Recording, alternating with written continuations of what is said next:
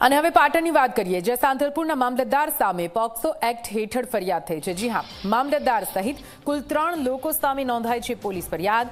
મામલતદાર DD Pandya સગીરાના કાકા કાકી સામે ફરિયાદ નોંધાઈ। સગીરાનું શોષણ કરીને શારીરિક અડપલા અને ધમકી આપવાનો આરોપ છે। ફરિયાદીની રજૂઆત બાદ આખરે કોર્ટ ફરિયાદ માટે આદેશ કોર્ટે કર્યા છે। થરાદ સેશન કોર્ટે મામલતદાર સહિત 3 સામે ફરિયાદનો આદેશ કર્યો।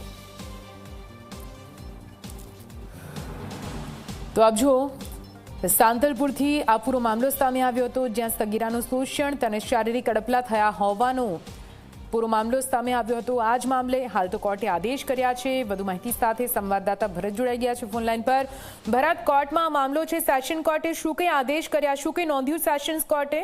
ભરત જી ચોક્કસથી નીતિ જણાવજો કે જે પાટણના સાંતલપુરના મામલતદાર અને વાવથરાદના વતની છે ડીડી પંડ્યા કરીને તેમણે 3 મહિના પહેલા જે એક પોતે પણ વિડીયો વાયરલ કર્યો હતો કે મને આ લોકો હેરાન કરવામાં આવે છે, તેને લઈને કંઈક ને કંઈક જે સગીરા છે તેના પિતાને કસ્ટડીમાં, તેના સહિત કુલ 11 લોકોને કસ્ટડીમાં લેવામાં આવ્યા હતા અને તેના પિતાનું મોત થઈ ગયું। 3 મહિનાથી લોકો ધર્મના ધક્કા ખાતા હતા, કંઈક ને કંઈક કોઈ કારણસર ફરિયાદ નોંધવામાં નથી આવતી। અહીંના જે વકીલ છે, વકીલ દ્વારા ગઈકાલે કોર્ટમાં ફરિયાદ દાખલ કરવામાં આવી છે, જેમાં મામલતદાર ડીડી પંડ્યા અને જે સગીરા છે તેમની કાકી અને તેમના કાકા દ્વારા તેમના શરીરનું શોષણ કરીને આ લોકો મળી અને કંઈક ને કંઈક દીકરીને હેરાન કરવામાં આવતી, તેને લઈને ગઈકાલે મામલતદાર અને કાકા કાકી સહિત કુલ 3 લોકો ઉપર ફરિયાદ નોંધવામાં આવી છે। જી બિલકુલ, ભરત, પૂરી માહિતી માટે આભાર।